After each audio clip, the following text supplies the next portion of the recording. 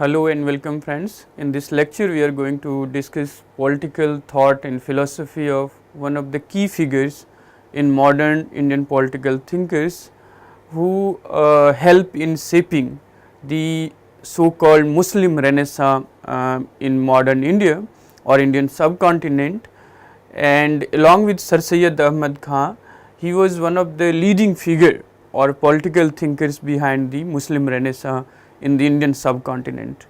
So, from Muhammad Iqbal we are going to discuss his views on community and also religion and nation.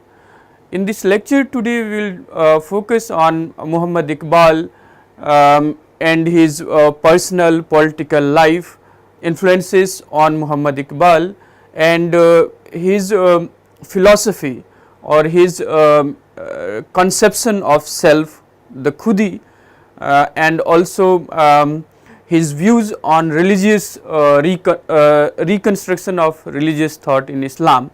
And in the next lecture we will discuss his views on religion, community, nation, etc., and then we will conclude. So,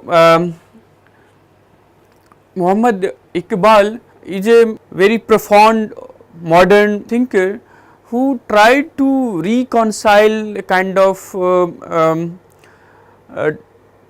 contradictory forces, historical forces, in a sense of nationalism which is limited to the territorial or geographical boundary, and the universalism, the idea of universal brotherhood or universal fraternity together. So, in Iqbal there is a kind of reconciliation between these often seemingly contradictory historical forces of territorial nationalism on the one hand and the universal appeal of Islam on the other. And throughout his thought, in his politics or philosophy or poetry, religion or the Islamic traditions of thinking or theorizing or laws remain the basis of all his activities, including his political life, his political involvement, his views on nationalism or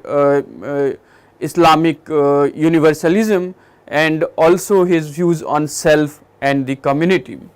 So, to begin with, I hope many of you have come across this famous couplet of Iqbal, where he says that खुदी को कर बुलंद इतना कि हर तकदीर से पहले खुदा बंदे से खुद पूछे बता तेरी रजा क्या है. This thought roughly translate as elevate yourself to such heights that before destiny intervenes, God himself may ask his slave, tell what doeth thou will. So, this emphasizes his focus or his understanding of self as the basis of all political or religious development or progress in society or in a country or humanity at large. So, for Iqbal, self remained the founding, the basis for all his philosophical religious thought, and he believed in a self which is constantly trying to act upon its belief or values. So, the determination of self and the projection of self in Iqbal therefore remains very crucial to understand his philosophy of religious thought or nation or universal brotherhood. So, for Iqbal the self or the Khudi was very central in all his political thinking or theorization. Further on this nation, it is also interesting when Iqbal is appealing to a kind of universal Islam, universal brotherhood. At the same time, he is also categorized as the spirit behind the separate state for Muslims in Indian subcontinent or Pakistan, and he is also treated by Iran and considered as the spirit behind this separate nationhood. So, while on the one hand, as we have discussed just before, he was focusing on self and considering to project Islam as a kind of universal appeal, cutting across the boundaries of race, nationality, language, etc., or geographical boundaries. At the same time, he is also deeply patriotic. So, some of his poems in early period like Tarana-e-Hind, Sare Jahan Se Acha or Naya Siwala is about patriotic feeling or towards nationalism and the role of nationalism in human progress or human self realization. So, he seems to often engage with this patriotic feeling about nation on the one hand, and the actual realization of nation and how it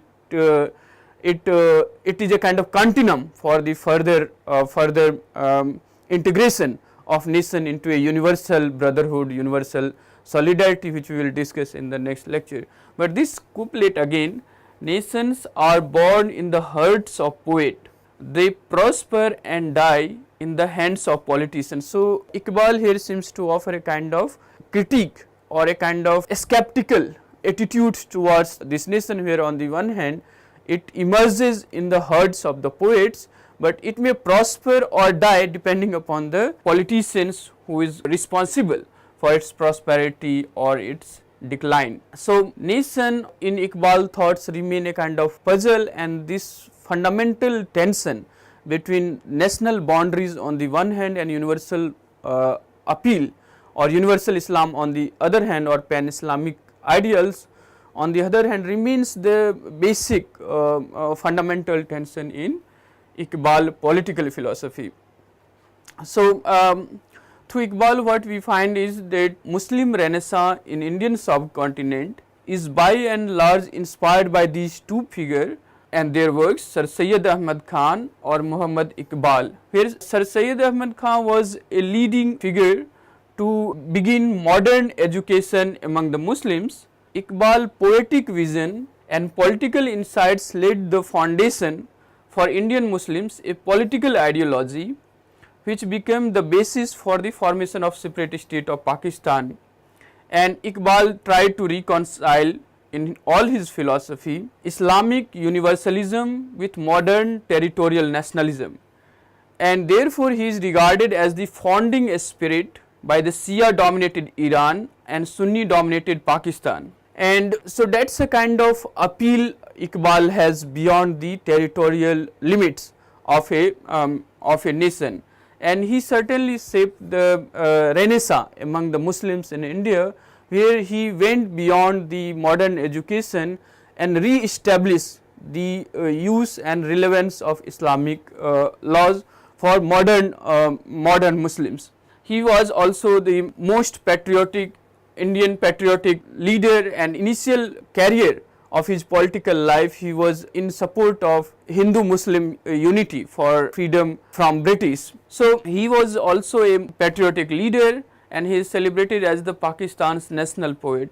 His poetry had an immense influence on the consciousness of Pakistani intelligentsia. It ignited the Muslim community the values of Islam and brought them into the same manner. So, the uniformity that is a gift of Islamic religion to the Muslims population, where he when theorizing about the nationalism and nationhood for the Muslims in India, he gave this interpretation that because of their religion, Muslims are in this various heterogeneous communities or region, they have some kind of uniformity or similarity which is a kind of gift of religion, and therefore they constitute one people, whereas for Hindu they have to reform a lot of social structure or social hierarchy to emerge as a single nation or as a single people, whereas through religion he wanted to project Muslims as a given nation or a people, and therefore his philosophy or his interpretation becomes the basis for the demand for separate statehood of Muslims in the form of Pakistan in later years. And there again among the Pakistani intelligentsia also, with the celebration of Iqbal as a national poet of Pakistan, also has some irony or contradictions, where the other side of Iqbal, that is the universal solidarity or universal spirit or brotherhood of Islam, is somewhat reduced to a territorially defined nationhood of Pakistan, which appears to be a kind of contradictions. So, like Tagore, there is this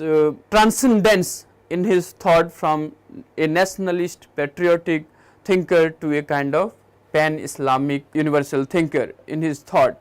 So, what we also find is Iqbal was basically a poet, but also ventured into the domain of politics, and he based his philosophy in Islamic laws, and on that basis he responded to various challenges of West. So, in his philosophy and thought there is a kind of constant dialogue or interaction with the modern Western theories of self or individual or community, and also the state. So, the philosophical basis of Iqbal's thought remains the Islamic laws and Islamic tradition, and he is celebrated for his passionate poetry on love, beauty and different layers of selfhood. But the other aspects of his life is often neglected, mainly because of this false assumption that he certainly had some ideas on philosophy, but they were not consistent enough, or they were more visionary, more idealistic or visionary kind of thing, very less practical application. So, there is this categorization of Iqbal as a poet or as a passionate poet, but not in the similar way his philosophy or his pan-Islamic ideals are taken as seriously enough.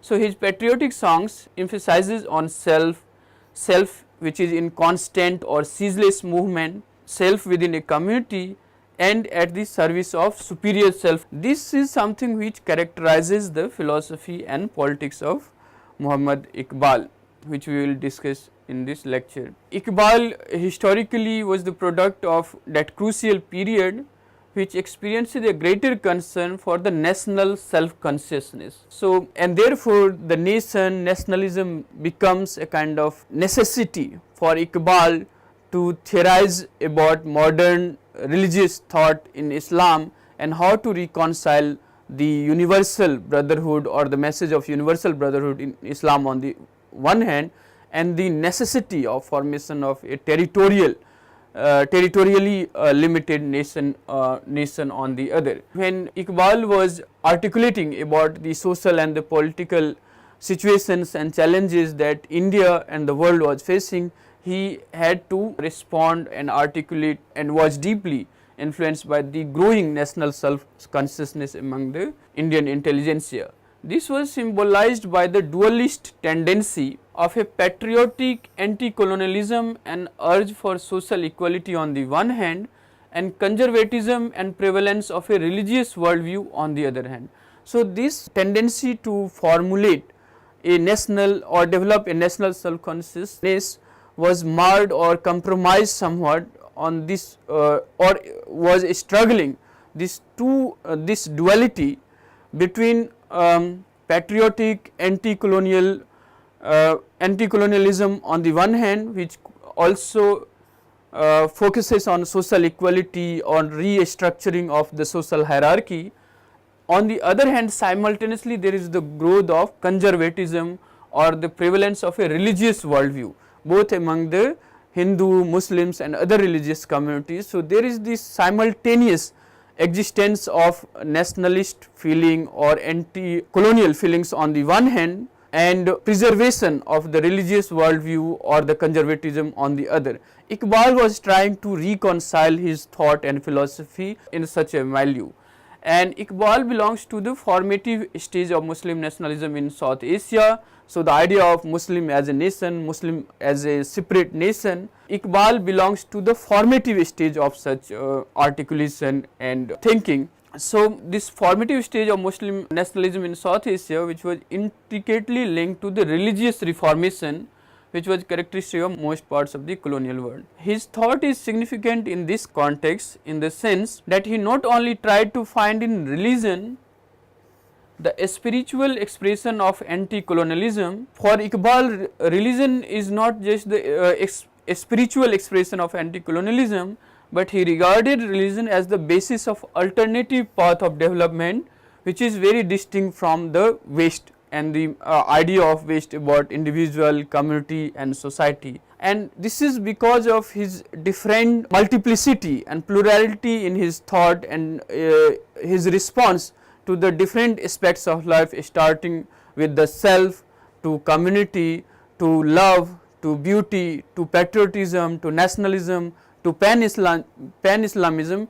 The range of his thought and response is so varied that it is very difficult to reduce him, to limit him to any one of these concerns and ideals. And therefore, one of the thinker or scholar, Hermann Hesse, divides his work on basically three domains, which is the world of India, then the of Islam and the Western thought. So, basically his philosophy revolves around these three domains. So, in the beginning of his political career or as a thinker, he was very patriotic and he sang the song of India like Sare Jahan Se Acha we have seen Tarana-e-Hind or Naya Siwala.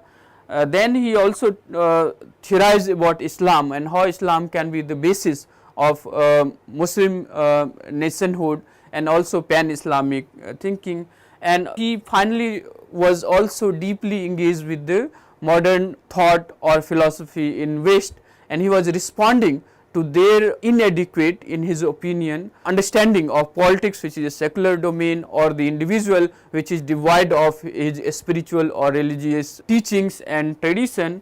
He responded to such Western thought about individual, self, community and nationhood or state. So, in Iqbal we find this constant search for meaning or divinity in individual life, which should be reflected in the nation or in the world also. So, against the dehumanizing consequences of materialism and totalitarianism of the modern West, Iqbal celebrated the individual's spirit and his or her capacity for self determination. So, the first couplet khudi ko kar buland itna. So, that kind of thinking remains a kind of very powerful invocation from Iqbal towards the challenges of modern Western thinking.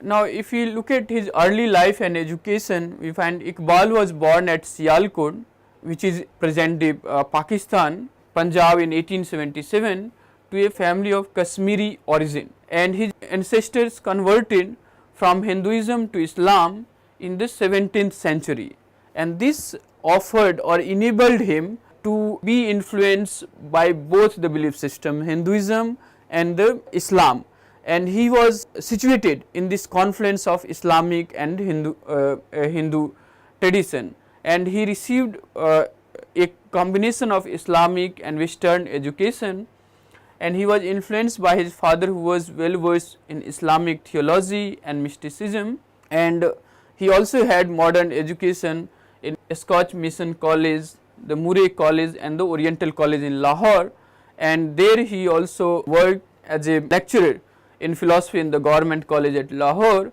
where he met T.W. Arnold, and he was a great British Orientalist who inspired him to visit Europe for further education or higher education.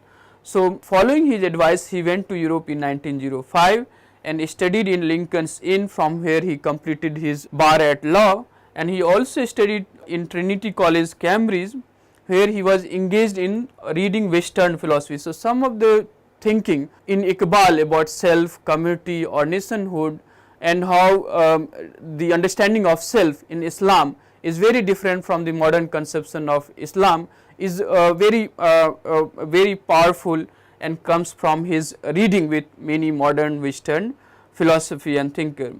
And for his PhD he went to Heidelberg in Munich, Germany, and he published his doctoral thesis, which is entitled as Development of Metaphysics in Prussia.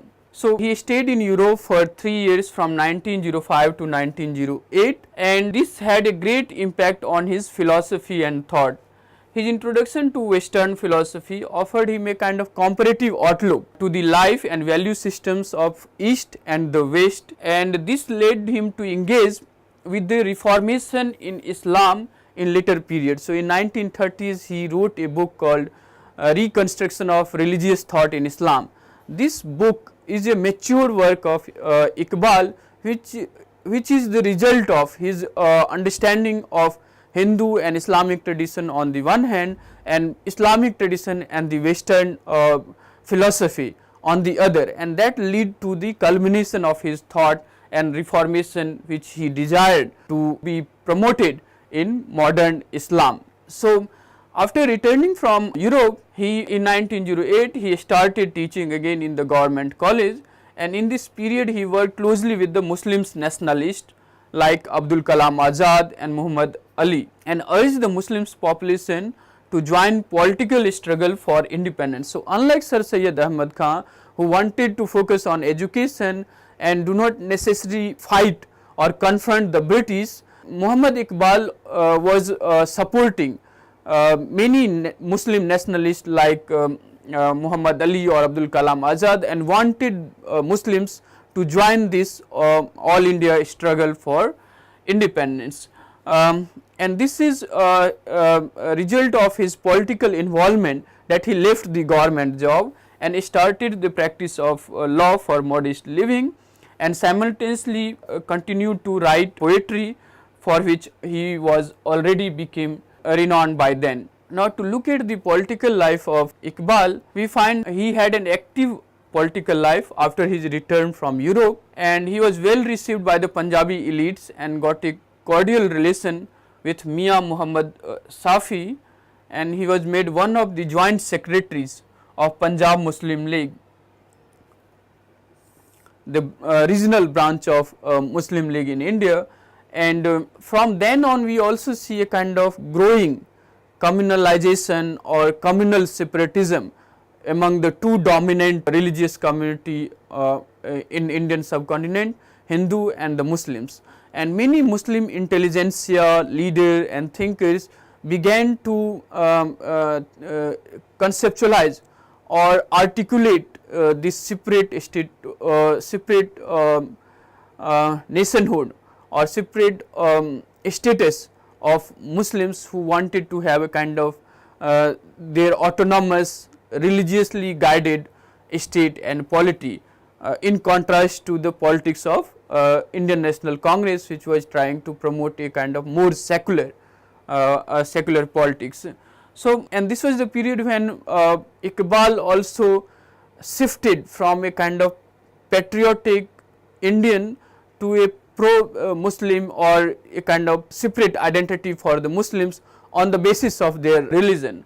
So, after his joining of Muslim League and his involvement with that, he became a critique of Indian National Congress on the grounds of it being Hindu dominated organization, and also the secular outlook towards politics and state by the Indian National Congress, which Iqbal found very problematic for the Muslims. He wanted to have their state and polity guided by the religious beliefs and the laws of Sharia and Islam. So, he was engaged with the National Liberal League of Lahore from 1924 and got elected to the Punjab Legislative Council in 1926. His major agendas besides national liberation or separate statehood for the Muslim included the matters of land revenue and taxation, compulsory education. He also promoted provincial autonomy for the Islamic India. So, this idea of Muslim nationhood or separation of Muslims from the Hindu dominated politics and state culminated during this time, and he also supported the separate elections for Hindu and Muslims. He was also elected as the president of Muslim League in 1930s.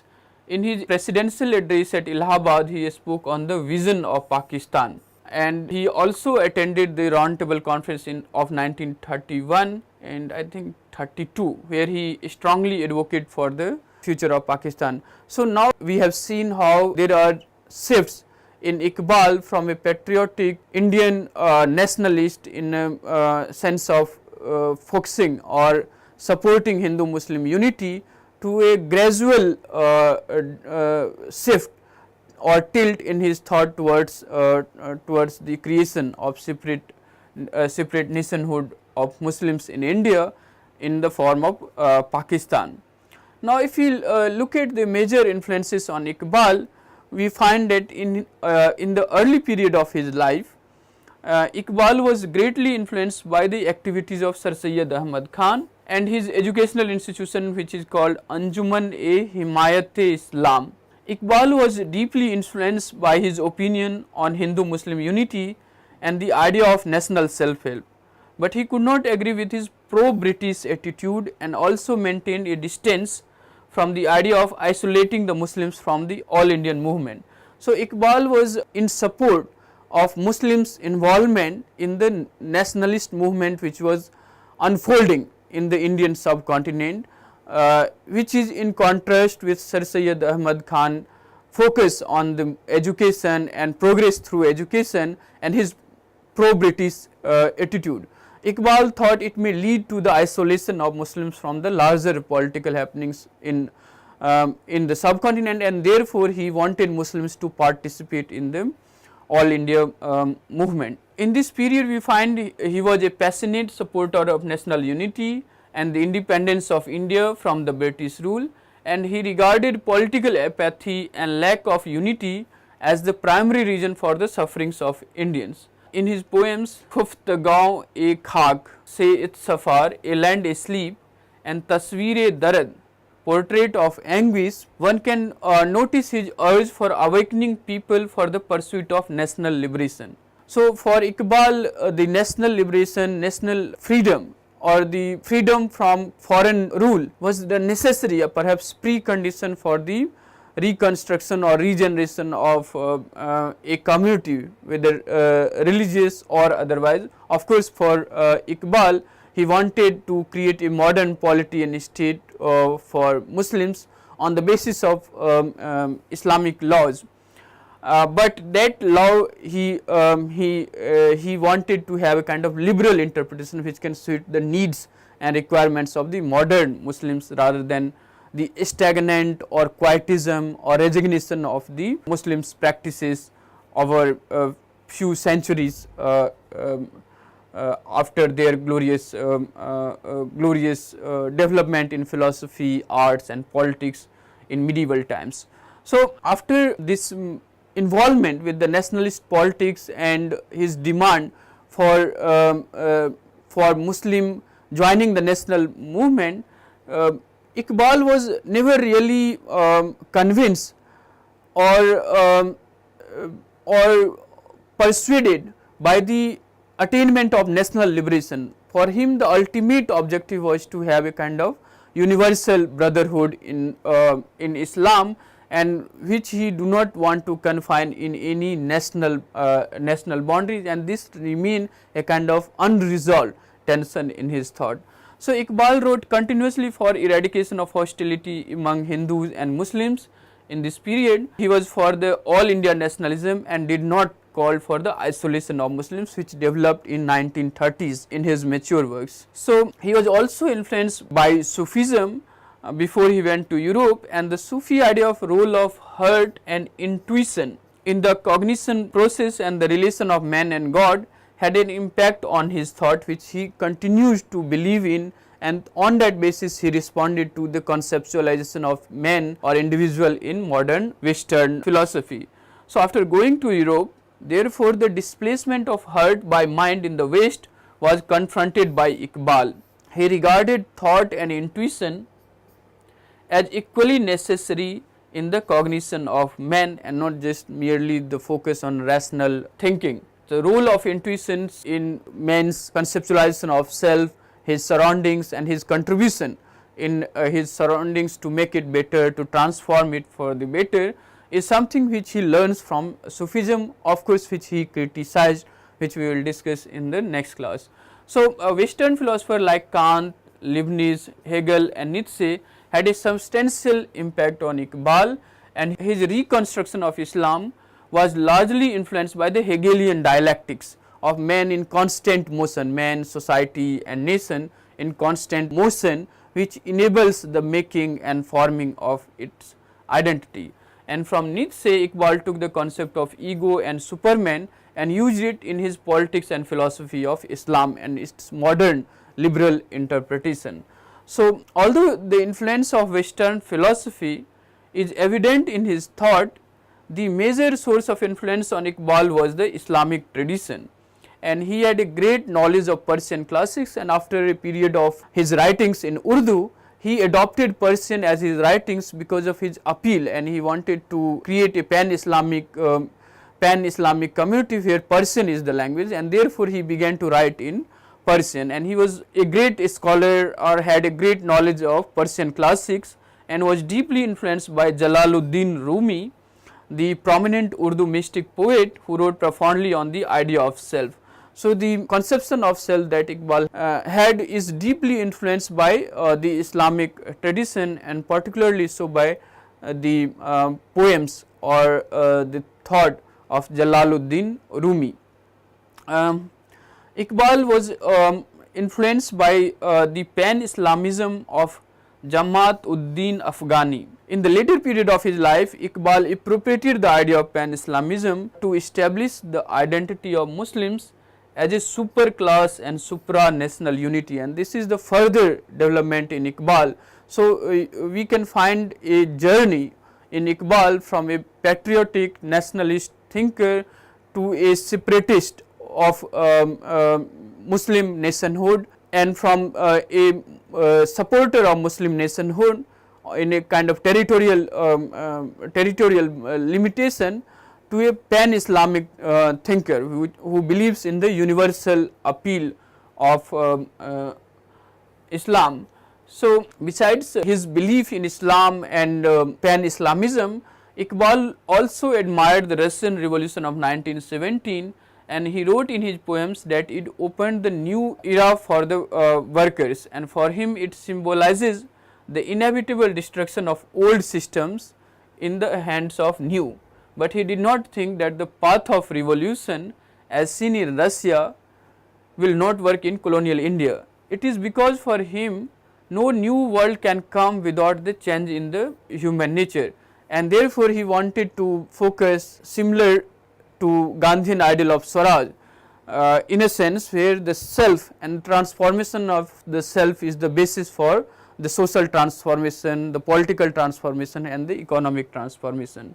So, now if we look at his concept of the self, which is beautifully elaborated in two of his text, which is called Asrar-e Khudi or Rumuz-e Bekhudi.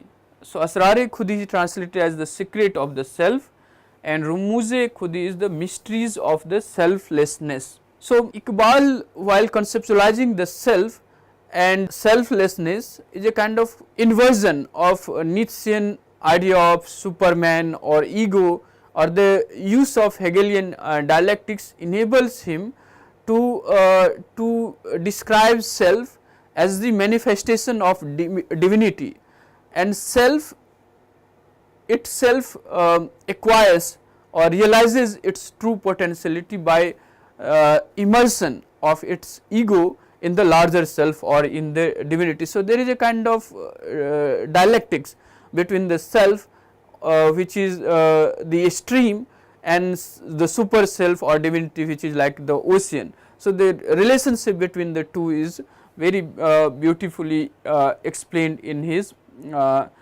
text on Asrar-e Khudi or Rumuz-e Bekhudi.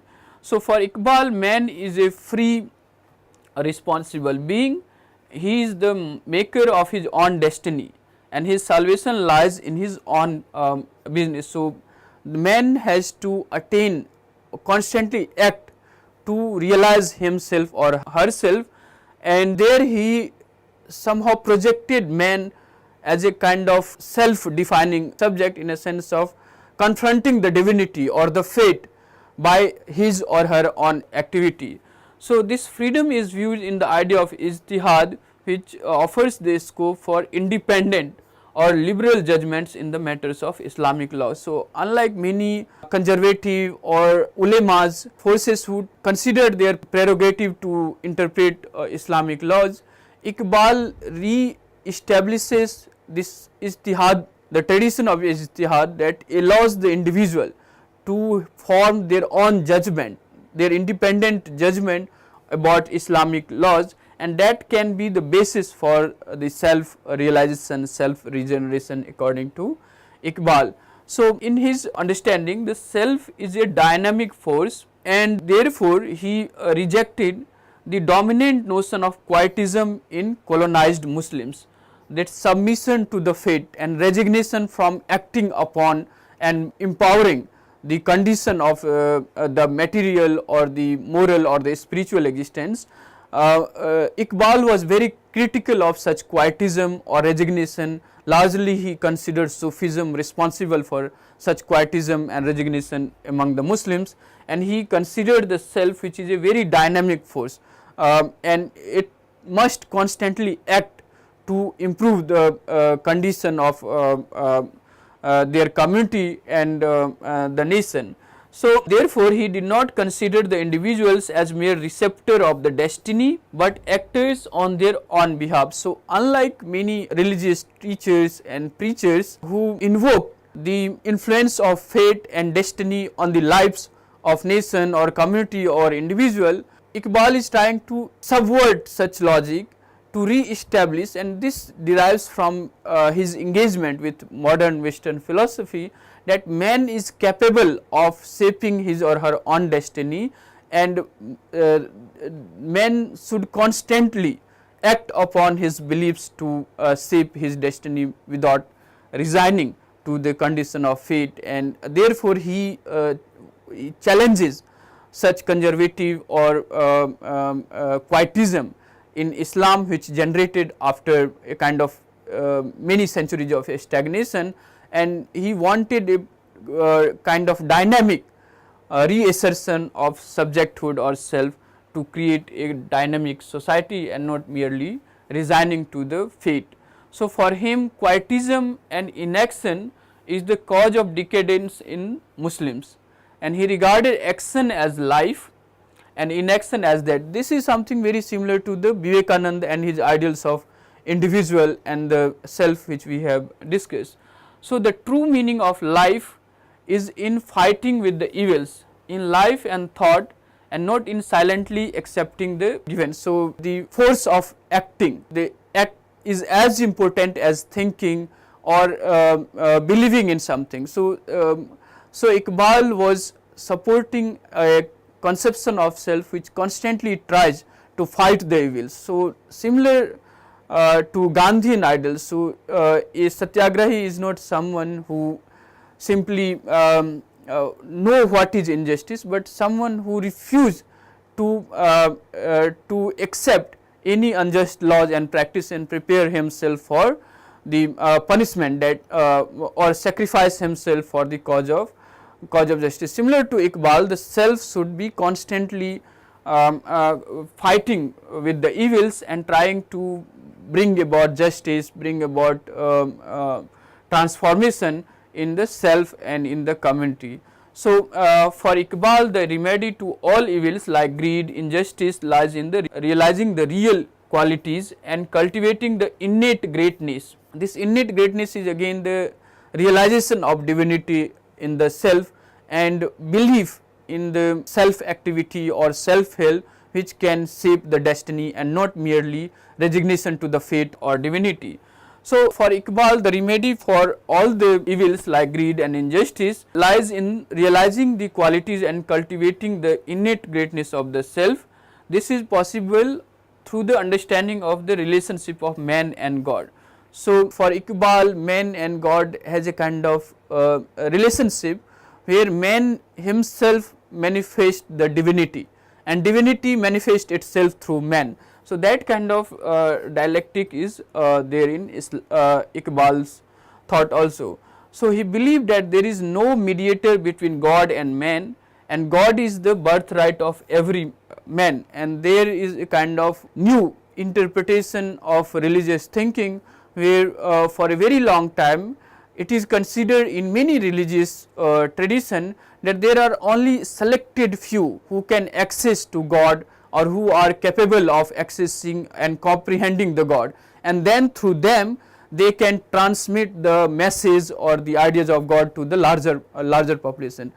Iqbal tries to subvert such logic and give new interpretation where everyone is accessible to comprehend or to understand the message of God and realize the God within his or her own person or selfhood. So, he considered that the human beings have the right to happiness, and he is free to shape his life and also to love God in one's individual way, not by some mediatory forces or intermediary forces between man and the God. So, Iqbal believes that destruction of self is not demanded by the God.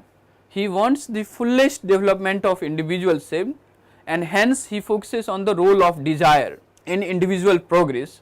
Now, this is something very radical in a sense, where in many religious doctrine or certainly Sufism, the poverty is something which is celebrated and which is considered necessary for the understanding the message of God or truth, and in that process the self destruction is perfectly permissible and even celebrated. Iqbal again try to reinterpret it, where destruction of self is not just undesirable, but desire is the very basis for human or individual progress.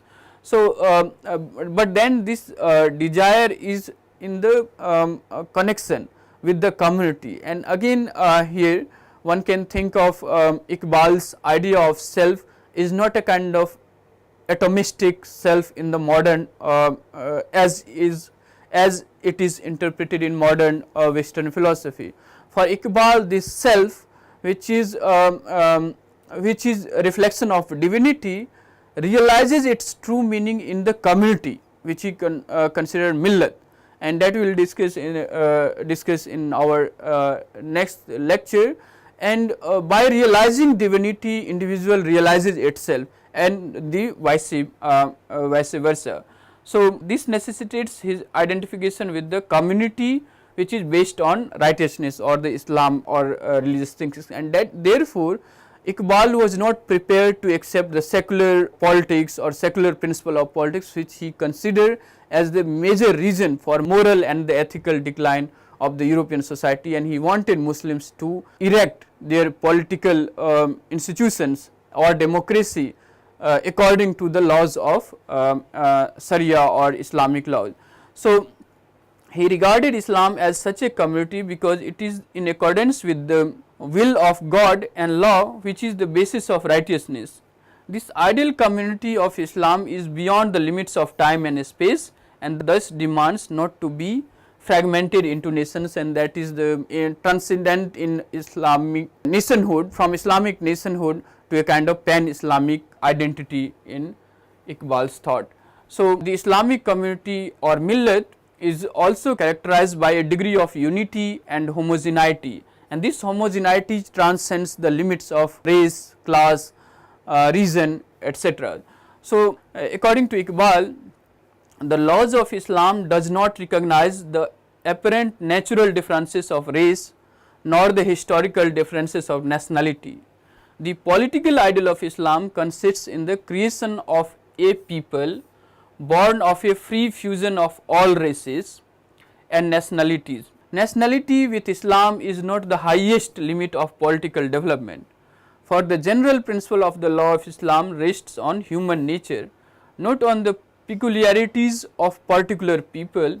The inner cohesion of such a nation would consist not in ethnic or geographical unity, not in unity of language or social tradition, but in the unity of the religious and political ideal, or in the psychological fact of like-mindedness.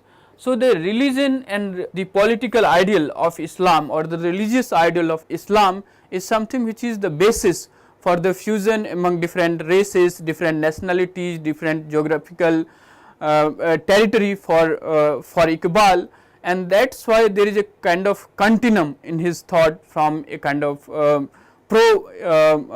Pakistani leader or political activist to a kind of pan-Islamic thinker with a universal appeal. Now, to discuss about his views on religious thought in Islam and its reinterpretation, which is his mature work and published in 1930s called Reconstruction of Religious Thought in Islam, Iqbal stated that Islam was experiencing a stagnation over a few centuries, and that stagnation left it behind other philosophical traditions such as modern Western philosophy, science and technology. So, therefore, the need was to re-examination and reconstruction of the philosophy of Islam without breaking away from the past. So, he embedded his philosophy in Islam, but he wanted its liberal reinterpretation and re-examination, and this he wanted to achieve through three principles of reason, democracy and modern knowledge. So, reason is the basis of this reinterpretation or re-examination of Islam and its ideals to suit the circumstances or requirements of the present day Muslims. Similar is the role of democracy and modern knowledge in such reinterpretation of Islam, and he tries to use these tools to make Islamic ideals and laws relevant for the present day Muslims and not something which is relevant for previous centuries or previous generation, and therefore he permit the liberal interpretation of Islamic laws and ideals. So, the reformation in Islam was considered necessary for the moral perfection of man, on which ultimately depends the social economic changes leading to the justice. So, that is very similar to the Gandhian ideals of Swaraj. Influenced by Shah Waliullah, Iqbal insisted on ijtihad. Ijtihad, which is concerned with the independent judgment or liberal interpretation of Islamic laws. So, the right of ijtihad is the basis of overcoming religious dogma, and these religious dogmas are the basis of stagnation in any religious tradition which Iqbal was referring to. So, here he stated that only collective ijtihad will and not individual judgment serve the interest of the society. So, the ijtihad, he democratized or radicalized the whole understanding of interpretation of Islamic laws, where he allows the individual to interpret such law in a kind of collective spirit to achieve social and economic transformation. So, however, this idea of ijtihad remained a contested idea, since the religious scholars or ulema consider the interpretation of laws as their prerogative. So, in many religious traditions, as I have said, there is the idea of selected few who can access and are capable of comprehending the message of God, and then through them it can be transmitted to the masses. But here Iqbal was subverting such logic and opening up the laws and the ideals directly to the individuals in their collective self. So, Iqbal regarded the entity of man, nature and society in constant motion, development and in the process of formation. So, this he also acquired from his engagement with the Western philosophy, the idea of speed or the man in constant motion to acquire or to realize its own self.